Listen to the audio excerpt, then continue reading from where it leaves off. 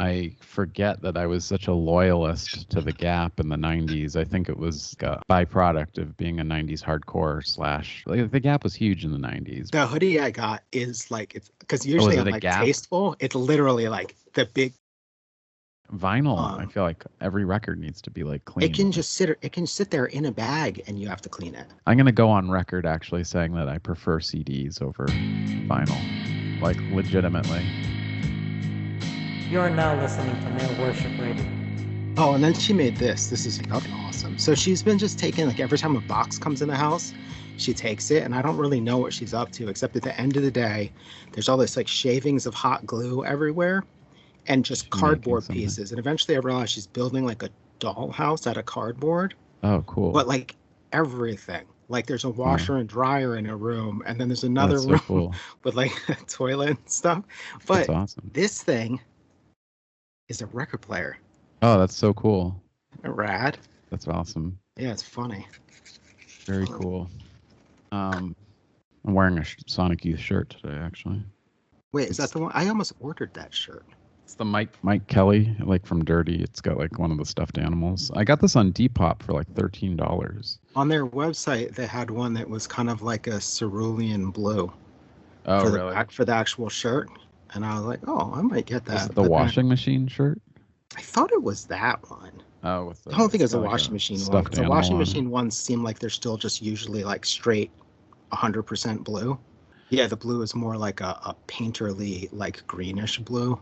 Yeah, I love this sweatshirt. I wear it like almost every day since I got it. But dude, like I found it on Depop for, it was literally like $12 or $13. It was like such a score. Like, that's dope. I don't know. If you're a merch nerd, I feel like this would probably go for a lot more. It's definitely a reprint, but it's like a really nice one.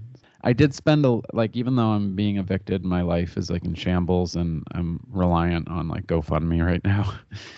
Since we're doing clothing reviews, I was so impressed with I splurged on myself and bought an Ultra Meta, Sub Pop flannel shirt.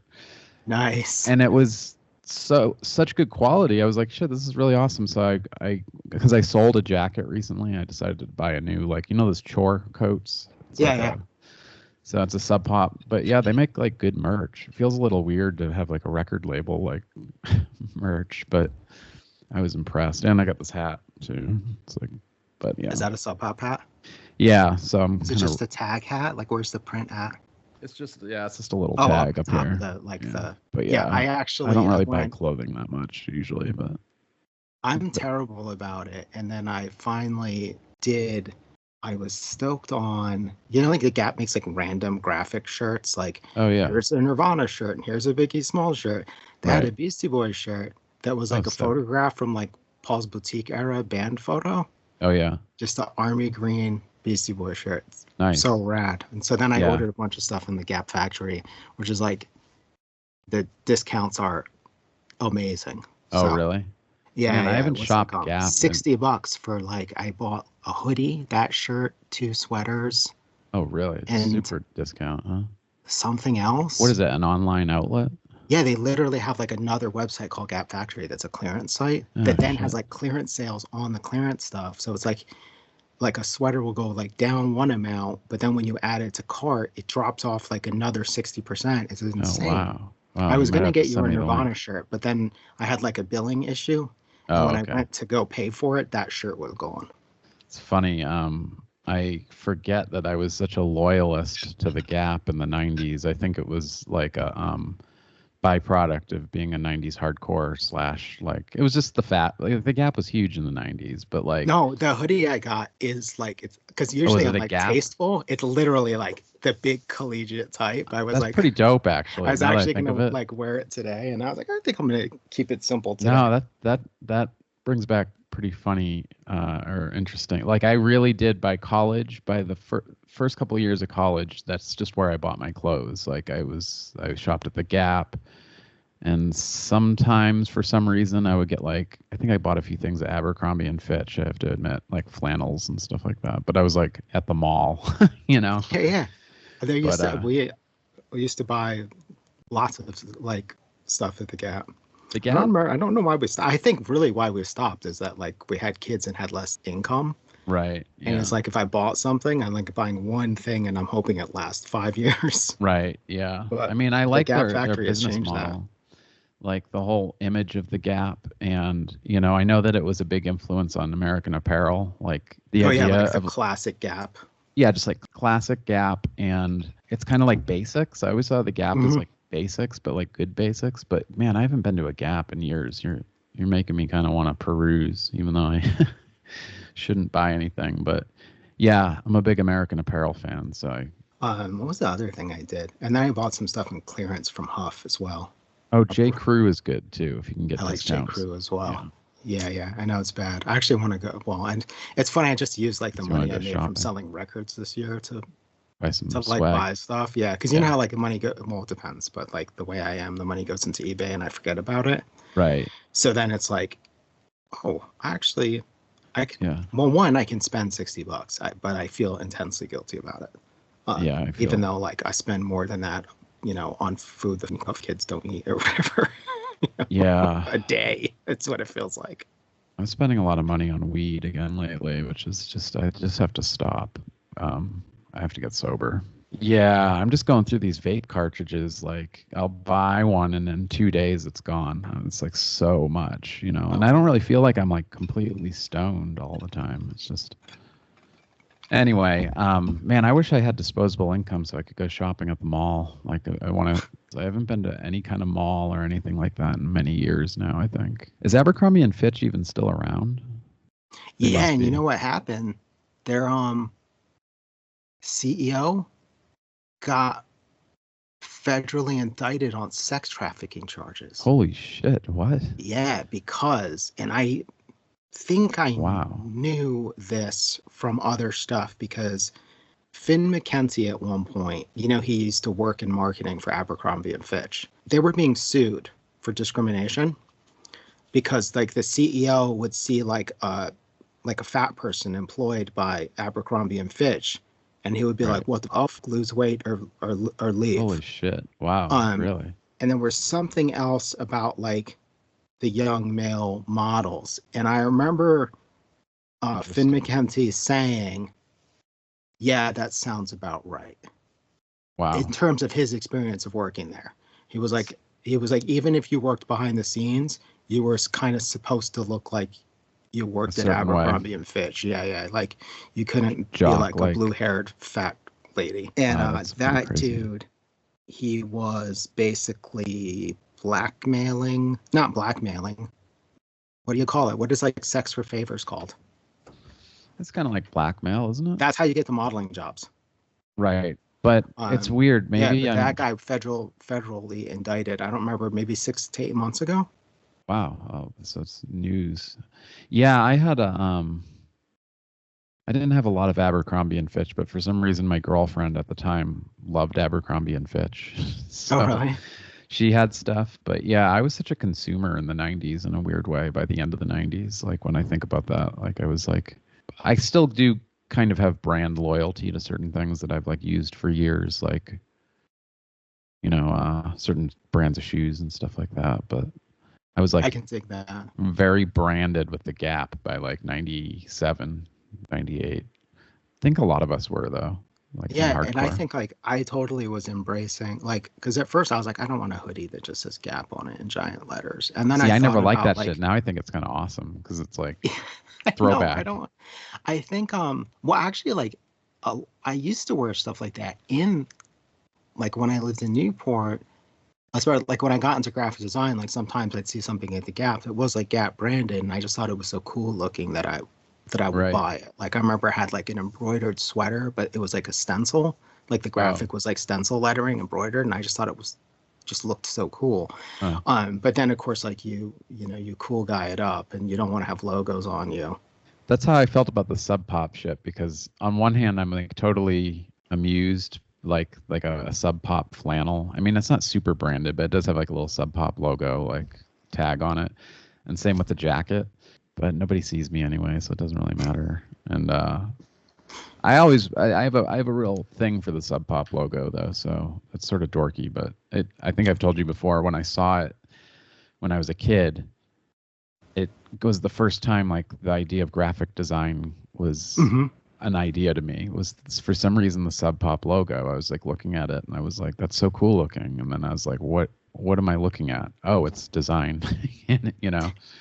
I'm trying to Yeah. think of the first time I mean, it's probably like something skateboarding, but yeah, I don't know. And like now I kind of think about like I was thinking about the Gap thing, and I was just like, well, there was a weird thing, and especially I think like growing up somewhat poor, because remember like, and I don't know Yeah. if you have the same experience, but there was like the hardcore kid kind of prep thing that was part of like the straight edge scene, but then the other part of it was to me, and I know Kim felt the same way.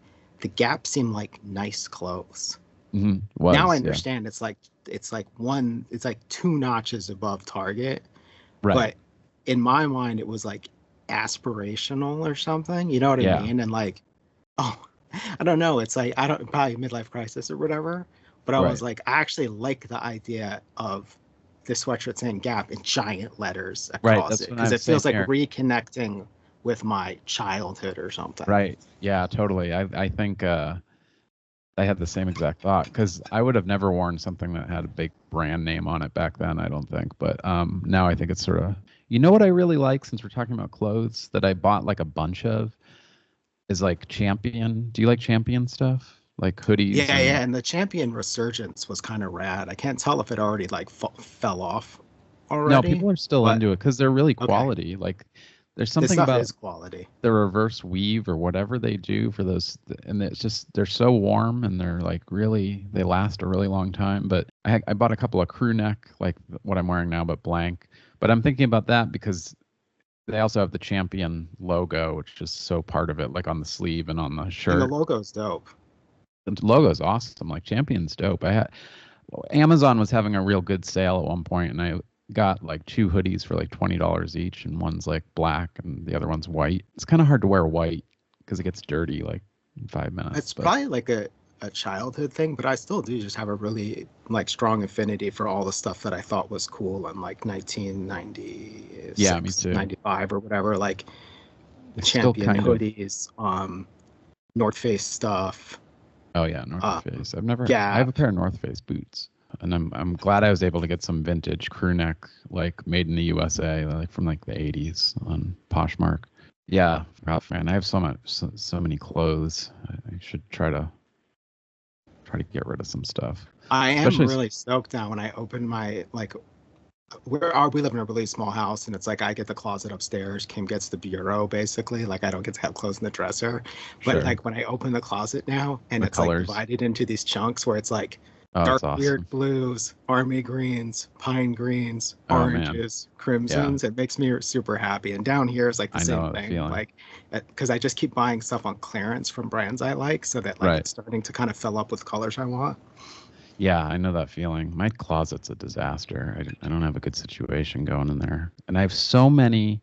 We'll change the subject in 1 second. This could have almost been a topic, but like I think we've talked about it before. But I have like a conundrum of like why buy merch, although I love buying merch, but then am I buying it to wear? And it's not necessarily. And then it's like then I just sort of have this collection of merch and just clothing in general. And I think I'm thinking about that right now because I might be forced to move soon and downsize maybe or something.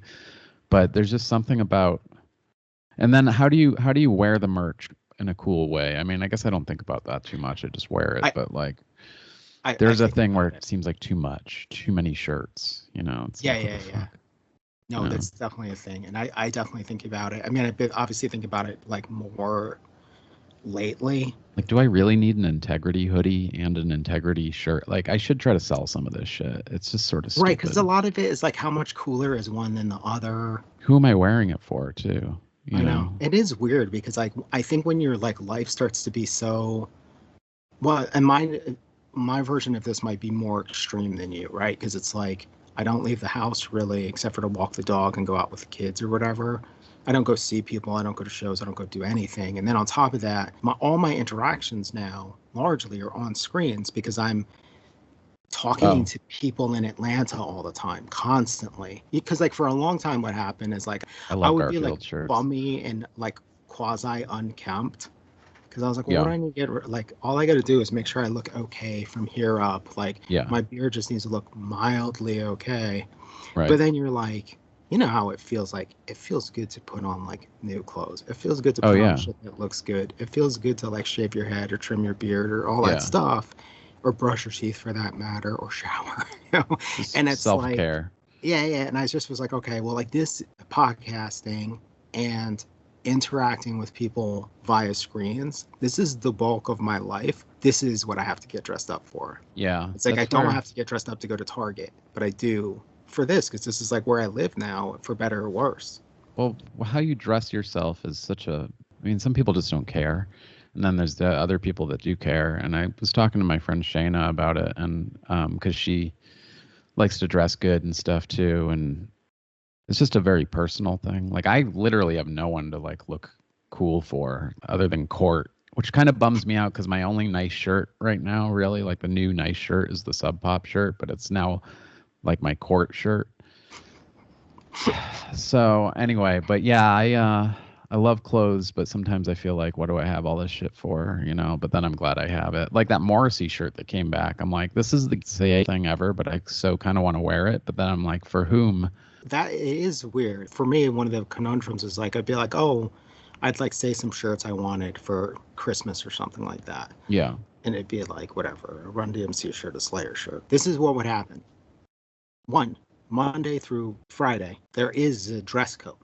Like, I can't wear a shirt with a logo on it to work. a meeting. Yeah. Right. Like, unless that logo is one of the brands that we run. So I can wear a Dunkin' Donuts shirt, but I cannot wear anything else like that has a logo on it. Damn. So then I'd have the shirt, and then this is the other thing I would do.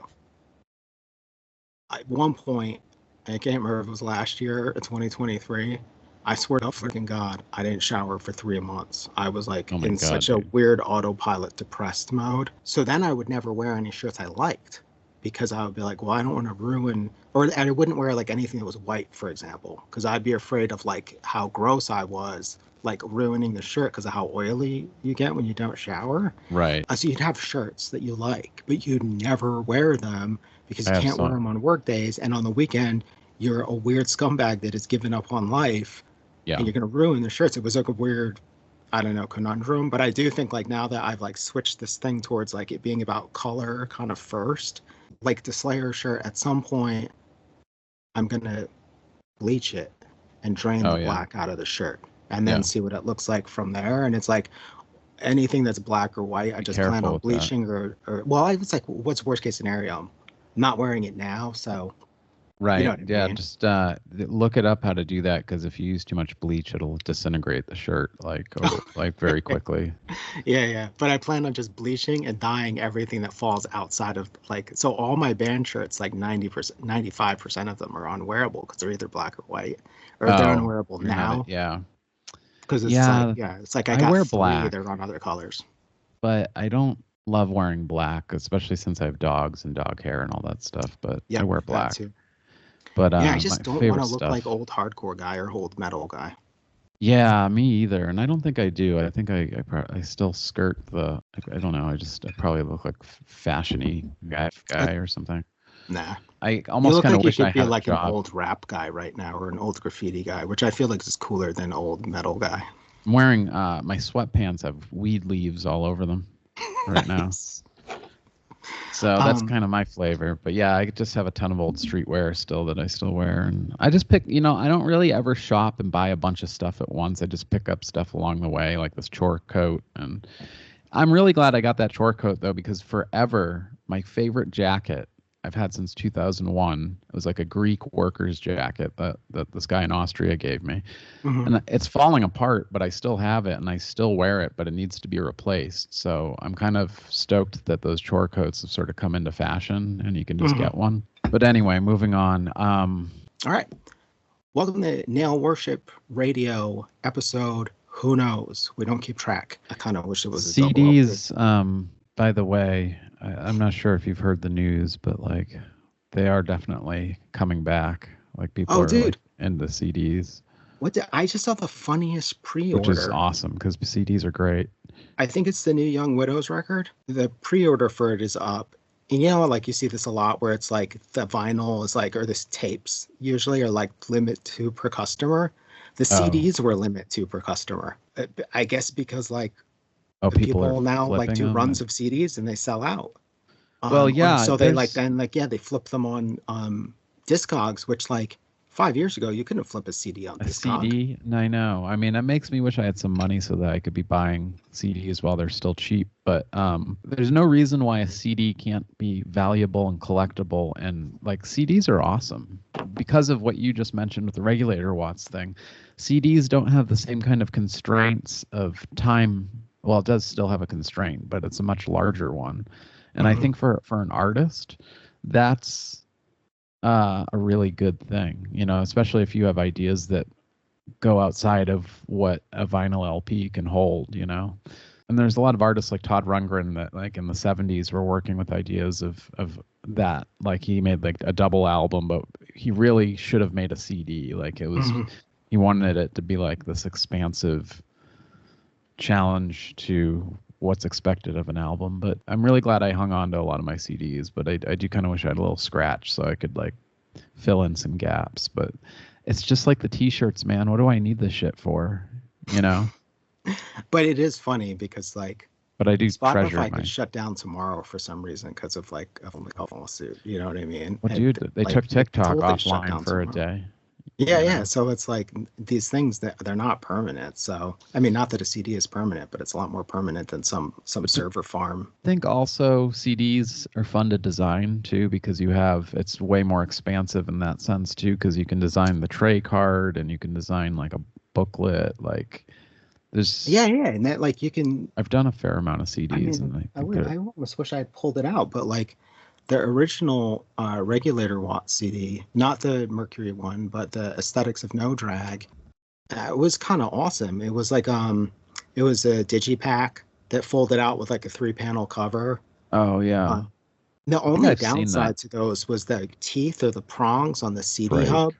would break, and that was Yeah. like, and there's no way to fix it. It's just done. That's my only thing I don't like about those. I even like the way those things wore down, Yeah. like how the CDs are just edges wore down and stuff. yeah, I unpacked well like in that room behind me in my studio, I have all my boxes of CDs and I was just looking and seeing what I had and I'm really glad I have what I still have because a lot of it brings back memories, but then it's like, and I found my Morrissey CDs. I was like, oh man, like there's some things that just seem like they should be on CD, you know? Yeah, yeah. And I don't know where that snobbery comes from with the vinyl. Like I know like the analog versus digital thing is one conversation, but in a lot of ways digital's got a lot going for it that analog doesn't. Like just a clean sound, you know. Hmm. Like Well, vinyl can be problematic I and think it's the very other thing, antiquated. well, it's like I've almost never had to clean a CD. Oh, You right. know what I Yeah. mean? Vinyl, I Um, feel like every record needs to be like it clean. can just sit, it can sit there in a bag, and you have to clean it. I'm going to go on record actually saying that I prefer CDs over vinyl, like legitimately. I feel like that's okay. I mean, the other thing I've seen stuff. I remember, I think it was Ken Vandermark, Smaller the too. jazz musician. He was talking about how, as like a guy who toured Europe a lot, he hated that everybody only wanted to do LPs, and he is like, Carrying that shit. they're super expensive to ship. Yeah. It's a hassle. You know, he could ship himself a box of CDs to Europe Yeah, CDs are and just not where it's lose his at. shirt to not lose his shirt to sell it on tour, or he could bring a box of CDs on a plane Right. in a way that like LPs were completely Yeah. impractical, One which box of CDs was that hold like that made sense. 25, Yeah, 25 C and it's like this big, yeah. like yeah, I wish I had a CD player. I'm talking a big game and I don't even have a CD player. But the other good thing about CDs is they're digital files. So the way I always looked at it when I was more on top of my shit was that I would be putting all that shit into my iTunes and then I have it like this library on my iPod Classic of like all of my music. Yep. But if anything ever happens to that, I got the hard copy like at home, like filed away, like Yeah, so yeah. to That's speak. totally how we So were too, like me and Kim with it. The other thing about the format in terms of packaging, like I don't know, did you buy like the blue tip CDs? no, I never bought The those. like the stuff that Jason Farrell could get Discord to do? Yeah, because Discord is like boring. let's say, in terms of packaging. Every LP package was not the same, but it was always the same format. Standard 12-inch LP sleeve with a like roughly 12 by 12 lyric sheet insert. Very rarely did they do it. And maybe they spent a little extra on Fugazi to print, like, I want to say like they would do printed inner sleeves for the actual record. Like I think Red Medicine has, like, a printed Talking inner about sleeve. vinyl, right? Yeah, yeah. Their Never LPs, owned any like, of it on vinyl. their LPs just always did the same stuff. And their CDs tended to be standard too. But then they let Jason Farrell do all this crazy shit with die cuts and whatnot Oh, right. that they never would have spent the money on for LPs because it would have been so expensive. But for a CD, they were like, all right, if you're fine getting a little bit less royalties, Yeah, man. we can cut a bunch of holes in this. I think it's high time that people reappraise CDs and what little marvels that they are, because it is a more expansive format for the music, for the design. There's been a lot of like interesting, I'm trying to think, I think it's that spiritualized record. There's certain CDs that are like works of art. Oh, yeah. I know the one.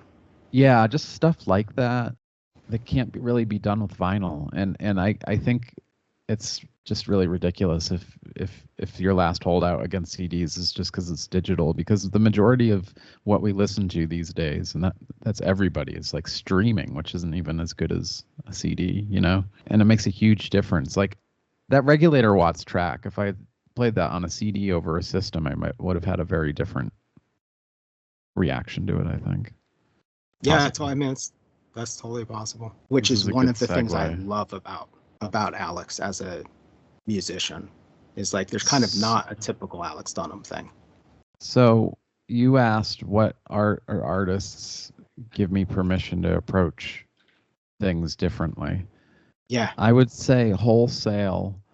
For me, there's definitely like people I could just name, kind of more fine artists, but I would say as a whole, I would say that Hoover's one of them. The Warmers are another. There's a whole grip of DC stuff that guitar-wise was kind of didn't know what the fuck they were doing and learning it on the fly. Like the Warmers, especially, like from what I heard, Alec Mackay like didn't know how to play guitar at all when the band started. So he was like just kind of figuring it out. He bought the guitar to start the band, and right. I helped him pick it because he didn't know how to play guitar. So there's a thing with punk, but for some reason I just think DC did it so well. I mean, the predecessors of that would be like Wire did it so well too, but like that shortcut towards the art that like eschews formal training altogether and reimagines the guitar in a new way. That's like the spirit of punk in guitar. Thurston Moore is another good example. Like those types of people that just shortcutted straight to somehow their voice and what they wanted to say with it musically, I think would be a huge influence on how I approach things differently with guitar. I don't know if it would be Alex Dunham specifically, but more just DC hardcore, post-hardcore, or like whatever. Seems to have a lot of that like spirit to it, not getting bogged down with technical problems. And actually to that end too, I would say that a lot of my influences in fine art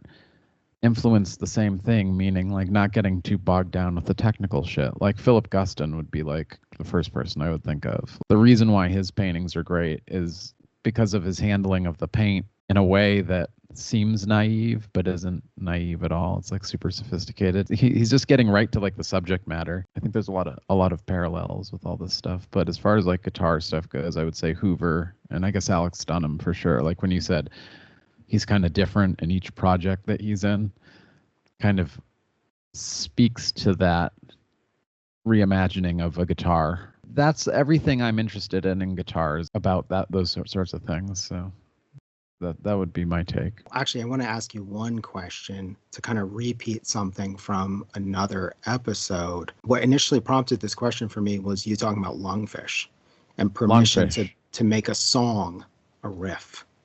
Can you talk about that a little bit more? Definitely. Sound in Time would be the album that drove that home.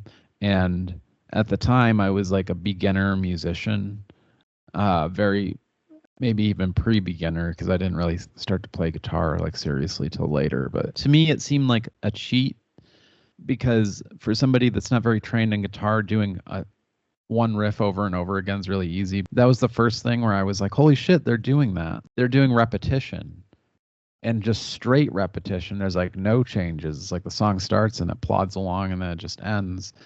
You know, we talked about this before, but there's like precursors to that with krautrock, or like there's all this stuff that I had not yet been exposed to, like Velvet Underground, all that stuff. So Lungfish were really the first band to like show that to me.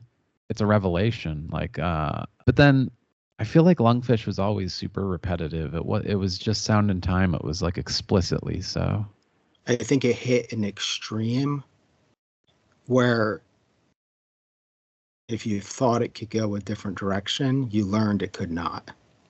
You know, because it's like there is like some songs are almost identical to each other too. There's like certain songs that are very similar. Yeah. To each other. Yeah, I like obviously it gets more and more repetitive, but there's like earlier Lungfish where like there's more than one part. There's or choruses and there stuff. Yeah, there's things like there's choruses, which choruses almost disappear, right? Instead, choruses simply become a line at the end of the verse that every verse has, but it's not an actual chorus because the chorus comes after the verse. Right.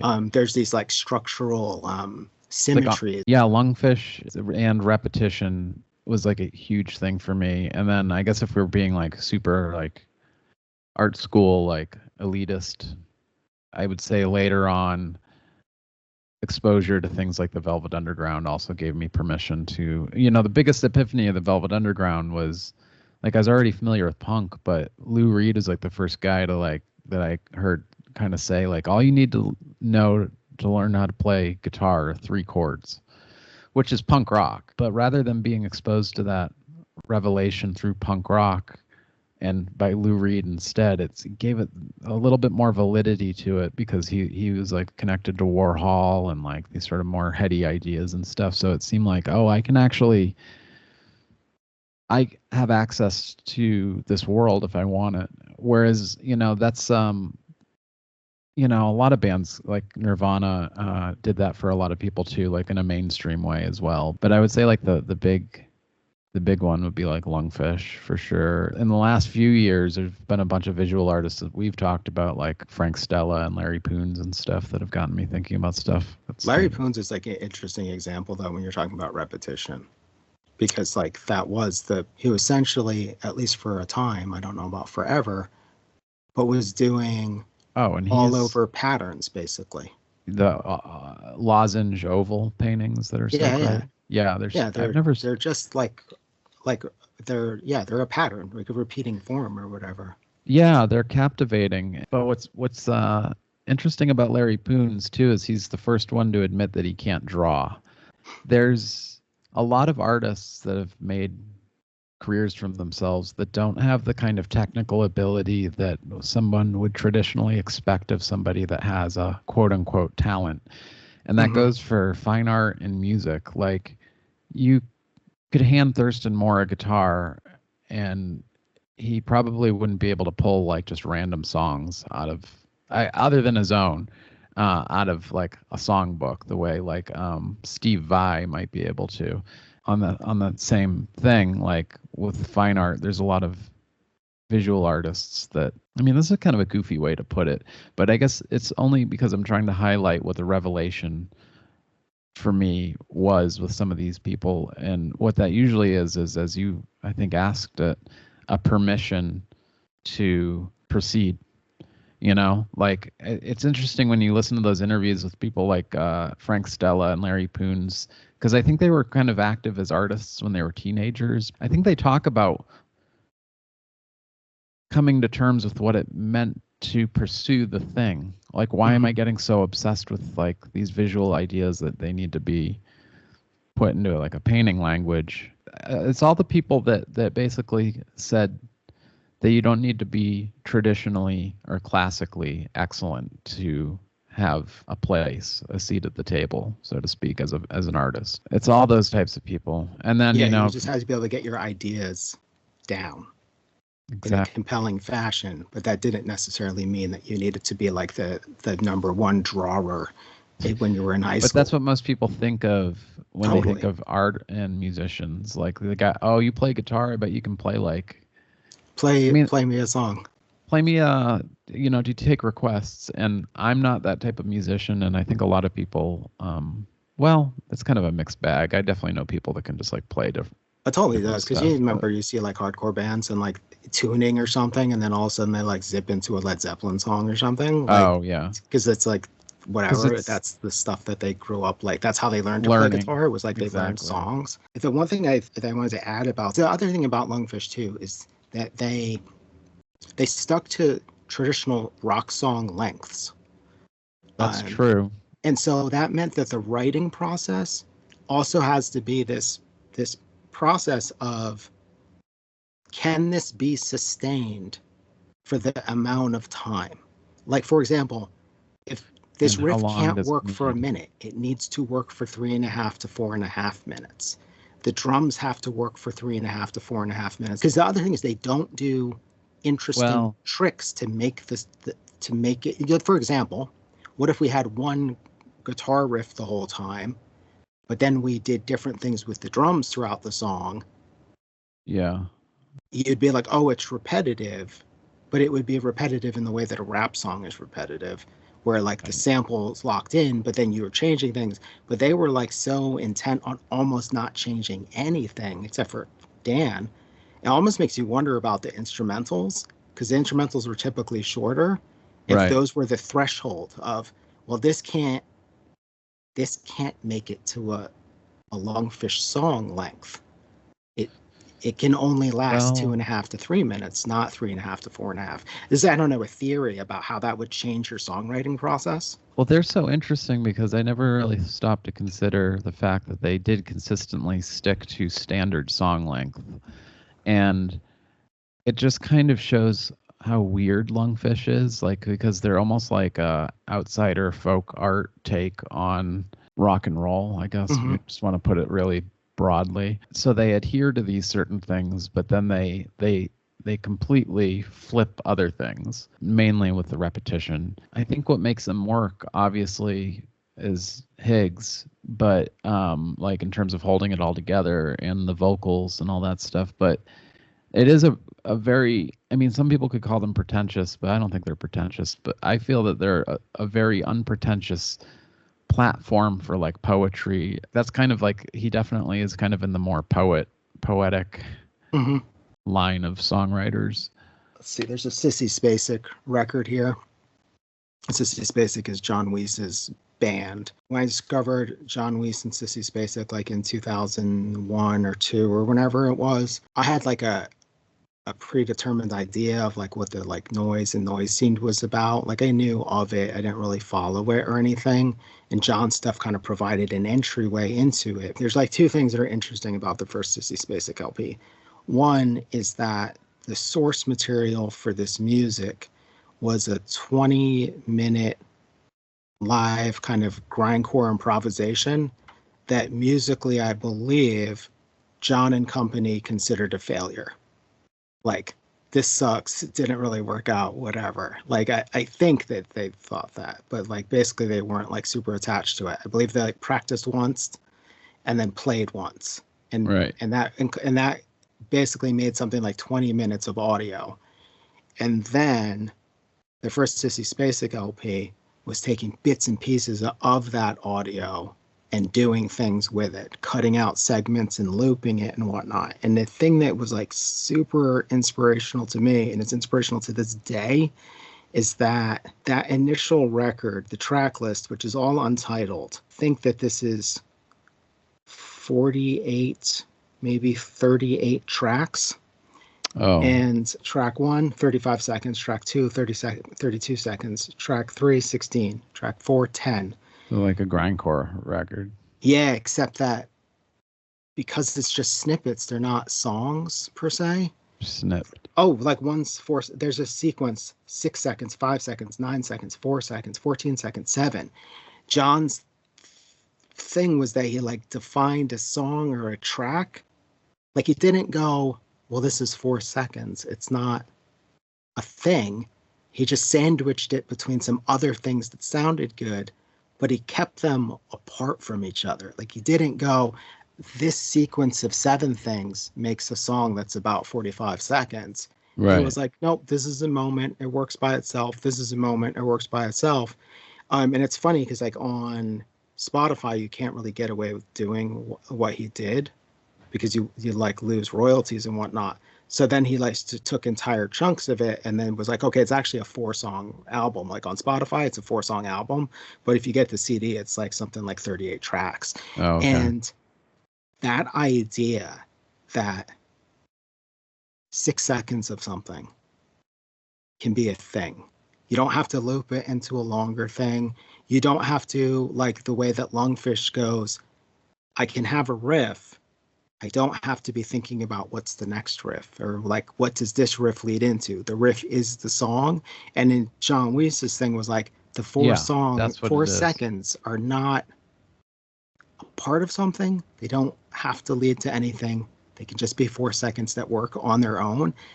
That is hugely influential to me. And that he even had a philosophy about it, which was that if something was 20 minutes and was good, it was definitely going to be better at 10 minutes, going to be even better at 5 minutes, and going to be maximum better if you pulled out the best really 2.5 minutes of it. That kind of thinking about stuff, especially that a song can be 4 seconds and it doesn't even have to have a beginning, middle, and an end. It can just be the 4 seconds. Yeah. That totally changed how I viewed musical production. And it's something I think about now all the time. That you can just make material and then you just harvest bits and pieces. Well, it's like the beats type thing we were talking about too. Yeah, like, yeah, totally. Yeah, 100%. That's kind of, maybe I'm having a moment in this conversation and with you bringing this to the table where I'm having my eyes opened a little bit more to, like when we're talking about all this, like the permissions and all this stuff, when I look at what I've accumulated, like in my voice memos of just different ideas, you could look at that one of 2 ways. You could go, this is good enough, and just put it together onto something, or these are song ideas that need to be fleshed out. I think some stuff is like both, Mm-hmm. But I think being given permission to have it be enough is pretty cool, because in terms of repetition and repetitive groove things, it's kind of what I like to do, but I think brevity is really important sometimes, because you just don't want to be tedious. Yeah, totally. And I was thinking about this. I have like a lot of different kind of modes that I make music in. Because one of the things that I do, like when I make like whatever, I don't know to call it, like beat music or electronic music or something, a lot of times I'm focused on one sound at a time. And I kind of have this dream always where I want it to be like, if the song was a single kick drum and it was only the duration of that, would that sound have been like sonically rich and interesting? That's like kind of where I want to be at. So like one of my fatal mistakes is that I almost never reuse drum sounds. I always start from scratch as if it's a painting. That like, which is an insane way of working, but it's kind of what I do, because every single sound is like, I might start with a cymbal, change the cymbal till it doesn't sound like a cymbal anymore, and then go, okay, now I need another sound. I think mark making is actually like a good parallel to be like, it's about like developing one mark and then building those marks. It's not about like, this is the technique. You know what I did on a few things recently that seemed like the ultimate cheat, but the gifts of like modern technology is that I've put together, well, one of the songs I sent you, actually, the one that's kind of more groove, like jam, that's actually a lot of cut and paste, like for each bar. I played the riff and then I just cut, paste, like all the way down throughout the song. There's other parts that are the same thing. So the way I like to conceive of it is, I don't know if anybody can really tell, it makes it sound a hell of a lot more tight than me trying to get the take all the way through for all these multiple tracks. But formally speaking, it passes the smell test for me, because it's sort of like if we're talking about mark making, because I think we both think of these things like this. If it were a painting, it would be something that I did super technical work on, like as the underpainting, like maybe like using like masking and just like super hyper technical. or some kind of cheat, like screen printing is a better, like say I like screen printed, but then there's a layer of the piece, the painting or the audio piece that is live in one take, and that's like the guitar solo thing that I'm just doing the whole time, which wasn't like I wasn't doing it to show off. It was more sort of an exposition of melody instead of vocals. The reason I bring that up is that I kind of surprised myself that I was so willing to be so cut and paste, because it is really like hitting record and going and then just going and like pasting it like all the way through. I'm surprised you did that. I think it's kind of awesome. But I don't know if you, I mean, I bet you probably couldn't tell, you know? No, But I couldn't. I don't know. Process is such an interesting thing in terms of like making music. You can definitely get really obsessive over like a symbol or something like that. And I try not to do that or even be obsessive on the track. Like I was listening through to some of the stuff that I think is close to being done, and I don't want to mess with any of it. Like even if it's imperfect, I want to just leave it that way because overworking or reworking stuff that has been sitting around for a while isn't really I don't get a lot of good out of it. How do you know if you're overworking it? That's an easy and hard question. I think one is if I'm overthinking it, I'm overworking it. I mean, I was going to answer that question like, how do you deal with overthinking my work? And what I think I do is I don't overthink it at all until it's done. And then it'll hang on my wall, and then I'm overthinking it while it's done. And actually, I think maybe that's the better mode to be in. Like that should be, you got to get the work done. And that's a real impediment if you're overthinking it. And so I really try not to. I really try to utilize first idea, best idea, and then just try to follow it through with it. I think music is such a weird one because it slots into this established thing that's called music, and it has like an industry that's like, I think the interesting thing that separates music from art is that like the art world has like this established thing, but it's very out of reach to the average person. Yeah. The music, like the art industry, the music industry, on the other hand, it's very accessible both to engage with and to take part in. This is true. Like you can start a record label right now, and you can go and put stuff on Spotify, and it'll be up by the end of the week. You bring up a really good point. Go ahead, though. But one of the dangers of that then is and this is maybe where that like permission thing becomes so important, is that even like, let's say punk rock, punk rock is, we can partake in our own version of the music industry, and we can do it at like in the way that we want to, or at the skill set that we want to. But it's actually like the bar. But it still is.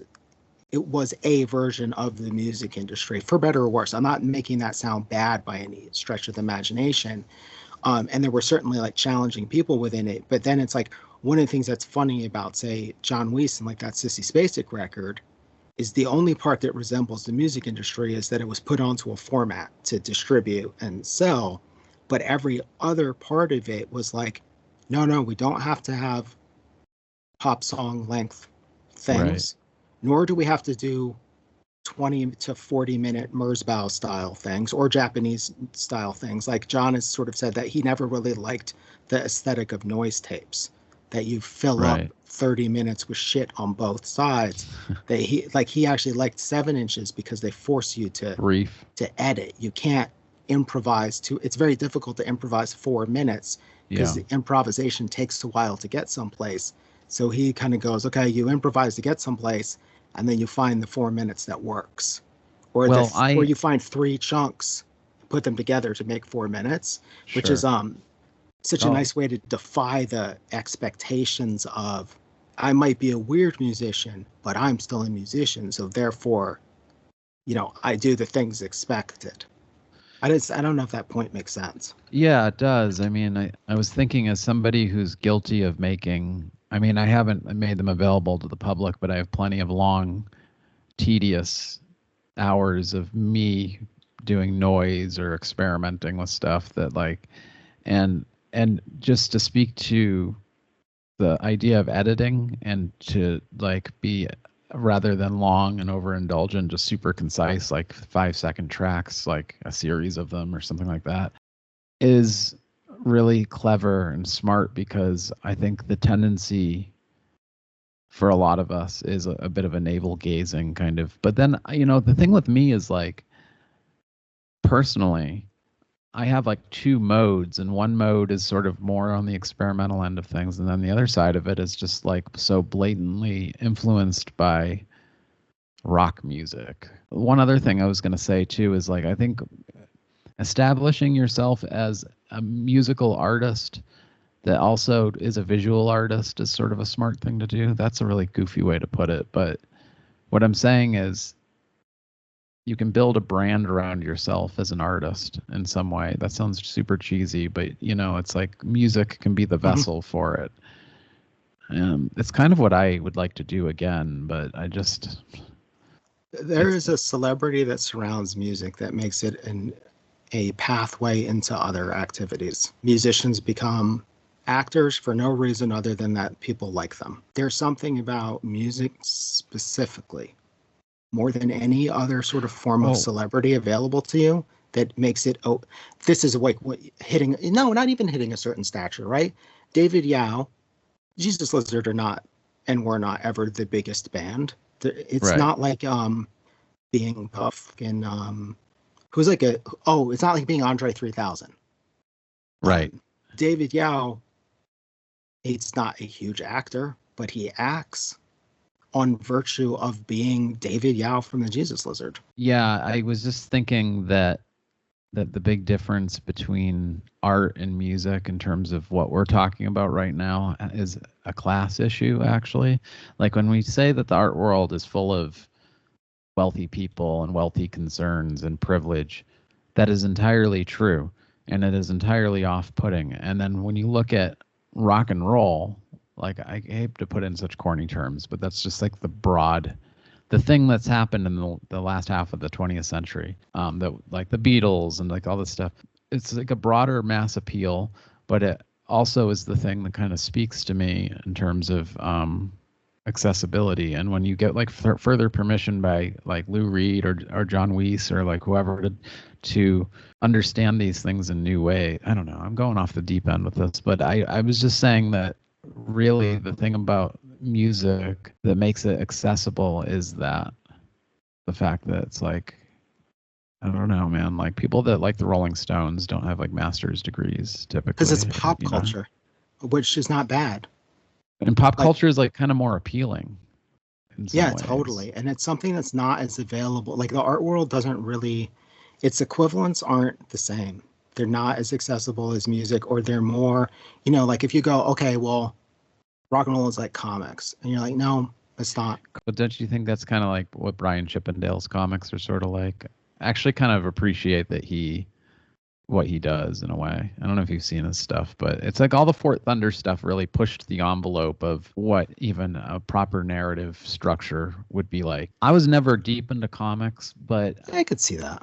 Having been like at Mass Art in the late 90s at the formation of like Paper Radio, and just like while Fort Thunder was happening and stuff too, I will say that was what the appeal was, like not just for comics, but just in terms of like lowbrow culture and just easy accessibility. I think I wasn't part of Paper Rad, but I think what they and those people like Fort Thunder and stuff were trying to do, what it had to do with was bringing lowbrow concerns to the table. Mike Kelly too. I mean, there's a lot, but I just think that like comics is a really good one. I guess it is a good example. It's not pretentious either, because it is mass market in the same way that rock and roll or punk rock. I mean, even like that's noise, the appeal. Because of the formats of noise, like most of it is mass market. It's not because of deliberateness or because of the inaccessibility of the subject, but there's nothing that says you can't sell 20,000 copies of a noise CD. It's just not likely. It's just not likely. Yeah. But I mean, again, just to get back to like permissions, it's just there are so many great examples of people in comics. Like Gary Panter's a good one. I don't know if you're like familiar with him much, but Is he the Pee-wee's Playhouse set he was designer part guy? of he was part of that with Wayne White. Is that the other guy's name? Oh, And like yeah, a few yeah. other people. But that looks like his aesthetic, and he did like the first Red Hot Chili Peppers album cover. But he's done a ton of stuff. Comics are sort of like how a lot of people's first exposure to art in general was through comics. Probably for me, Yeah. like the Sunday Funnies, probably. Well, you know what I have on my list that actually is like I think a good parallel is Barry McGee's Oh yeah, we talked about creative that. process. I mean, if you went to his studio and said, "Hey, can I buy one of those like weird little op art panels?" I don't know how much I almost feel like it's very likely he wouldn't charge you very much money for it. Because Yeah, the one little op art panel, it is a painting, but it's not a painting. right. Because he does this thing, and I think that maybe there are like parallels to the Sissy Spacek thing I was just talking about. But he has all these funny little projects, and he just generates piles and piles That's the of these thing. different things. And then when it's time for an exhibition, which is like someone putting up a bunch of money through grants or otherwise to install this work, Right. then he creates an entire world with like little micro worlds. But at the same time, he makes just normal zines, just Right. color copies or black and white zines that are very affordable. They're somewhat limited edition because like how many is he really going to make? But like if you want it, you'll figure out a way to get it. And then, he'll do, an exhibition catalog that might cost 30 to 60 to $80, whatever it might be. And that like there's all these different ways of getting into his body of work that Well, you don't have to go to a museum or buy a piece. Like, that yeah, there's channels kind of that's similar the to music. the whole thing with book fairs, like the art book fairs, like printed Hmm. matter and all that stuff. That's where all this stuff just wins. And it really is like I get kind of like inspired by it, but it is those types of artists that like make themselves available to be purchased at I hate to say rates, but just at prices that are accessible to most people. So that's like making small editions of comics, like screen printed stuff. You need to have something to build it around, or unless you want to just be like, I'm a clothing brand or whatever. But really, that's not what we're talking about anyway. We're talking about artists. It's really challenging to find your voice as an artist. But then when you because I really tried like with the whole Dream Body Express project that I did for, however long, which was basically just like the moniker for like a Grateful Dead bootlegging thing. I found it really challenging to keep my head, if that makes sense. Like I think social media kind of fucks your head up as is, but still, it's like feels a little goofy. I felt like I needed to hide behind a name. I felt like I needed to have a kind of brand or something like that. And it's like it was hard for me to put myself out as Jason Gillis. But Yeah. I don't know what that is. I feel like that's a personality thing. I've suffered from the same thing. yeah, 100%. Barry McGee is like an interesting parallel to this idea of, it's like he made his name by making these installations where he puts all these different things into them. But even he in interviews goes, I don't know. I went through a period where I thought I should just make actual paintings, like not have to constantly take over everything with a pile of like this sort of junk that I've made. But then when I made the paintings, I just was doing the same thing just within a certain space. I couldn't has he? control myself from not doing the thing that I want to do. Yeah, I mean, has he done many canvases? I haven't seen too many. More recently, and what's Huh. interesting about the Like, canvases is they still do the same thing. A chunk of the canvas, but it will be an actual canvas, not like an assemblage, like an actual canvas. but it Part of the canvas sprawls. will have like a op art painting, and then another part will That's funny. have like a piece of lettering, and another part will have like, so it's like a collage of his Huh. own. It's like he can't Yeah, help himself. He can't just make a discrete canvas, or he makes like shaped canvases, and like one shape will have like the op art painting, and then below it will be a larger rectangle, but it's So he's all just one canvas. recreating what he was doing before. It's like Like he meta. can't stop himself. It's That's pretty funny. interesting. But the other one that I think about that with in terms of, and it's this is like a thing I was like thinking about. John Weiss is a good example of this, or Daniel Higgs to a certain extent. There's a precedent within like the noise scene to have all these different projects based on what you do within them. So like Dominic Furnow of the Hospital Productions, he's got like Prurient, which is the harsh noise thing, and then he has Vatican Shadows, which is like the techno looping thing. And then what's the other? There's another main one that he does, but then there are like 20,000 other aliases because the materials or the content shift. Richard Ramirez is like this too. The most extreme example of this is John Olson of American Tapes, who his Oh yeah, Discogs aliases. I believe there's 200 aliases it's because crazy, right? he would have projects where he would take a Wolf Eyes practice tape, run it through a very specific setup, and then give it a different name because the setup was what determined the outcome. Interesting. So there's a precedent for doing that. And then, but then you look at John Weiss. It's just John Weiss. Even the Sissy Spacek stuff, it Yeah, always has other people, and that's what makes it Sissy Spacek. Even if it's him editing it, the inputs were other people. And so, and I super identify with that idea of, oh, this is a different set of tools and different setups. So therefore, this is my version of whatever, Vatican Shadows or like a John Olson thing. Like, I want to give everything different names, but I think it's like a weird type of neurosis. yeah, I And what know. I really want to do is just be like, nope, I'm not hiding behind a name because I That's what feel I'm like a kind of lack of doing now. confidence about just being like the record is called Joshua Hardesty, blah blah blah. Yeah, I don't just know why keep that's it difficult. plain. I think that's the way to do it, unless you have some. I mean, I think that's what I'm gonna. I don't know though.